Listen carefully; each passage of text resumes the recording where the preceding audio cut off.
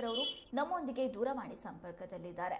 ಹೊನ್ನಾಳಿ ಚಂದ್ರಶೇಖರ್ ಅವರೇ, ಕನ್ನಡ ಅಂದ್ರೆ ಅಪರ್ಣ ಅಂದ್ರೆ ಕನ್ನಡವನ್ನುವಷ್ಟು ಮಟ್ಟಿಗೆ ಸ್ಪಷ್ಟವಾಗಿ ನಿರೂಪಣೆಯನ್ನ ಮಾಡ್ತಾ ಇದ್ದಂತಹ ಖ್ಯಾತ ನಿರೂಪಕಿ ಅಪರ್ಣ ಅವರು ನಮ್ಮೆಲ್ಲರನ್ನ ಬಿಟ್ಟು ವಿಧಿವಶರಾಗಿದ್ದಾರೆ. ಅವರ ಅಂತ್ಯಕ್ರಿಯೆ ಹೇಗೆ ನೆರವೇರಿತು, ಏನಿದೆ ಇದ್ರ ಬಗ್ಗೆ ಮಾಹಿತಿ? ನಯನ, ಕನ್ನಡ ಸೃಜನಶೀಲ ಕ್ಷೇತ್ರದ ಒಂದು ಅಧ್ಯಾಯ ಮುಗಿದಿದೆ. ಅಪರ್ಣ ಅವರ ಪಾರ್ಥಿವ ಶರೀರ ಪಂಚಭೂತಗಳಲ್ಲಿ ಲೀನವಾಗಿದೆ. ಬನಶಂಕರಿಯ ವಿದ್ಯುತ್ ಚಿತಾಗಾರದಲ್ಲಿ ಅವರ ಅಂತಿಮ ಕ್ರಿಯೆಗಳು ನಡೆಯಿತು. ನಾಡಿನ ಬಹುತೇಕ ಗಣ್ಯರು ಕಂಬನಿಯನ್ನು ಮೆರೆದಿದ್ದಾರೆ. ಬಹಳಷ್ಟು ಗಣ್ಯರು ಹೋಗಿ ಅವರ ಅಂತಿಮ ದರ್ಶನ ಪಡೆದು ಸಾಂತ್ವನ ಹೇಳುವಂತಹ ಪ್ರಯತ್ನವನ್ನ ಮಾಡಿದ್ದಾರೆ. ಈಗ ಅಪರ್ಣ ಅವರು ಇಲ್ಲ ಅನ್ನೋದು ಯಾವತ್ತಿಗೂ ಇನ್ನ ಒಪ್ಲೇಬೇಕಾದಂತ ನಂಬಲೇಬೇಕಾದ ಸಂಗತಿಯಾಗಿದೆ. ಆದ್ರೆ ಅಪರ್ಣ ಅವರು ಇಲ್ಲದೆ ಇದ್ರು ಸಹ ಅವರ ಧ್ವನಿ ಏನಿದೆ ಅದು ಕನ್ನಡಿಗರನ್ನ ಯಾವತ್ತೂ ಸಹ ಕಾಡ್ತಾ ಇರುತ್ತೆ, ಕನ್ನಡಿಗರ ಜೊತೆಗಿರುತ್ತೆ. ಹಾಗಾಗಿ ಅವರ ನೇರ ಧ್ವನಿಯನ್ನ ಕೇಳಲಿಕ್ಕೆ ಸಾಧ್ಯ ಆಗದಿರ್ಬೋದು. ಇದುವರೆಗೂ ಅವರ ಕಳೆದ 30-35 ವರ್ಷದ ಏನು ಆ ಕೆರಿಯರ್ ಇತ್ತು, ನಿರೂಪಣೆಯ ಕೆರಿಯರ್, ಆ ಕೆರಿಯರ್ ಅಲ್ಲಿ ಅವರು ಸಾವಿರಾರು ಕಾರ್ಯಕ್ರಮಗಳನ್ನ ನಿರೂಪಣೆ ಮಾಡಿರ್ಬೋದು. ಸರ್ಕಾರಿ ಕಾರ್ಯಕ್ರಮಗಳು ಸೇರಿದಂತೆ ಸಾವಿರಾರು ಕಾರ್ಯಕ್ರಮಗಳನ್ನು ಮಾಡಿರ್ಬೋದು. ಆತರ ನೇರ ಧ್ವನಿಯನ್ನ ಕೇಳಲಿಕ್ಕೆ ಅವಕಾಶ ಇಲ್ಲದೆ ಇರ್ಬೋದು. ಆದ್ರೆ ಬೆಂಗಳೂರು ಮೆಟ್ರೋದಲ್ಲಿ ಅವರ ಧ್ವನಿ ಸದಾ ಕೇಳಿಸ್ತಾ ಇರುತ್ತೆ. ಬೆಂಗಳೂರು ಮೆಟ್ರೋ ಸಹ ಅಪರ್ಣ ಅವರ ನಿಧನಕ್ಕೆ ಕಂಬನಿಯನ್ನು ಮಿಡಿದಿದೆ. ಆದ್ರೆ ಆ ಸಂದರ್ಭದಲ್ಲಿ ಬಹಳಷ್ಟು ಜನ ಪ್ರಯಾಣಿಕರು ಅಪರ್ಣ ಅವರ ಧ್ವನಿ ಯಾವತ್ತೂ ಮೆಟ್ರೋದಲ್ಲಿ ಕೇಳಿಸೋ ಹಾಗೆ ಮಾಡಿ, ಮುಂದೆ ನೀವು ಅದೇನು ಧ್ವನಿ ಇದೆ ಆ ಧ್ವನಿಯನ್ನ ಬದಲಾಯಿಸ್ಬೇಕು ಅಥವಾ ಧ್ವನಿಯಲ್ಲಿರೋ ವಾಕ್ಯಗಳನ್ನ ಬೇರೆ ಬೇರೆ ವಿಷಯಗಳನ್ನ ನೀವು ಹೇಳ್ಬೇಕು ಅಂತ ಅಂದ್ರೂ ಸಹ ಅಪರ್ಣ ಅವರ ಧ್ವನಿಯನ್ನೇ AI ಮೂಲಕ ಕ್ರಿಯೇಟ್ ಮಾಡಿ ಅದನ್ನ ನಮಗೆ ಯಾವಾಗಲೂ ಕೇಳಿಸೋ ಹಾಗೆ ಮಾಡಿ ಎನ್ನುವಂತ ಒಂದು ಮನವಿಯನ್ನ ಕೊಟ್ಟಿದ್ದಾರೆ. ಇದೇ ತೋರಿಸುತ್ತೆ ಕನ್ನಡಿಗರು ಅಪರ್ಣ ಅವರ ಮೇಲೆ ಎಷ್ಟು ಅಭಿಮಾನವನ್ನ ವಿಶ್ವಾಸವನ್ನ ಹೊಂದಿದ್ರು ಅಂತ ಹೇಳಿ.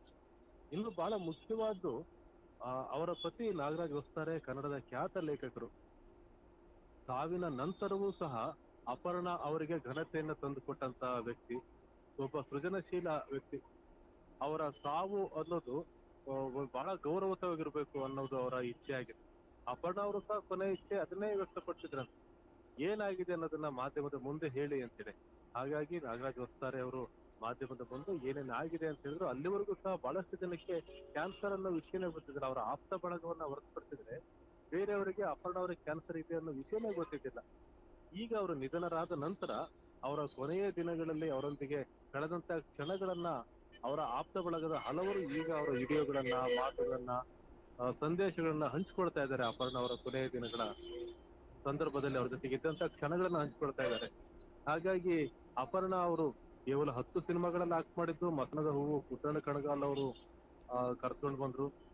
ಅದನ್ನ ಬಿಟ್ರೆ ಟಿವಿಗಳಲ್ಲೂ ಸಹ ಒಂದು 3-4 ಧಾರಾವಾಹಿಗಳಲ್ಲೂ, ಮುಕ್ತ ಆಗಿರ್ಬೋದು, ಮುಕ್ತ ಆಗಿರ್ಬೋದು, ನಾನು ಸುಜಾತ ಆಗಿರ್ಬೋದು, ಈ ತರ ಟಿವಿ ಧಾರಾವಾಹಿಗಳು ಮತ್ತೆ ರಿಯಾಲಿಟಿ ಶೋ, ಮಜಾ ಟಾಕೀಸ್ ರಿಯಾಲಿಟಿ ಶೋ, ಮತ್ತು ಅವರು ಮೊಟ್ಟ ಮೊದಲ ಬಿಗ್ ಬಾಸ್ ಸೀಸನ್ ಏನಿತ್ತು, ಸೀಸನ್ 1, ಅದರಲ್ಲೂ ಸಹ ಈ ಟಿವಿಲಿ ಪ್ರಸಾರ ಆದಂತ ಸೀಸನ್, ಅದರಲ್ಲಿ ಭಾಗವಹಿಸಿದ್ದಾಗಿರ್ಬೋದು. ಬಟ್ ಇದು ಅವರ ಒಟ್ಟು ಸೃಜನಶೀಲ ಜರ್ನಿಯ ಒಂದು ಭಾಗ ಮಾತ್ರ. ಆದ್ರೆ ಅವರ ಸಂಪೂರ್ಣ ಜರ್ನಿ ಕನ್ನಡಿಗರಿಗೆ ಹತ್ತಿರವಾಗಿತ್ತು ಅಂತಂದ್ರೆ ಅವರ ನಿರೂಪಕರಾಗಿ ಅವರು ಮಾಡಿದಂತ ಸುದೀರ್ಘ ಕೆಲಸಗಳು.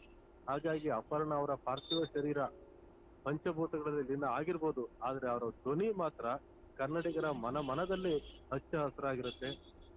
ಕನ್ನಡದಲ್ಲಿ ವಾಸ್ತವವಾಗಿ ನೋಡ್ಬೇಕಂತಂದ್ರೆ ಶುದ್ಧ ಕನ್ನಡ ಅಂತ ಇಲ್ಲ, ವ್ಯಾಕರಣಬದ್ಧ ಕನ್ನಡ ಅಂತ ಇದೆ. ಆದ್ರೆ ವ್ಯಾಕರಣಬದ್ಧ ಕನ್ನಡವನ್ನು ಸಹ ಸ್ಪಷ್ಟವಾಗಿ ಹೇಳ್ತಕ್ಕಂತ ನಿರೂಪಕರ ಸಂಖ್ಯೆ ಬಹಳ ಕಡಿಮೆ. ಅದರಲ್ಲಿ ಅಪರ್ಣ ಅವರು ಮೇಲ್ಪಂಕ್ತಿಯಲ್ಲಿ ಇದ್ದಾರೆ ಅನ್ನೋದು ಯಾವತ್ತಿಗೂ ಸತ್ಯ ಆಗಿರುತ್ತೆ. ಓಕೆ, ನಿಮ್ಮೆಲ್ಲ ಮಾಹಿತಿಗಾಗಿ ಧನ್ಯವಾದಗಳು.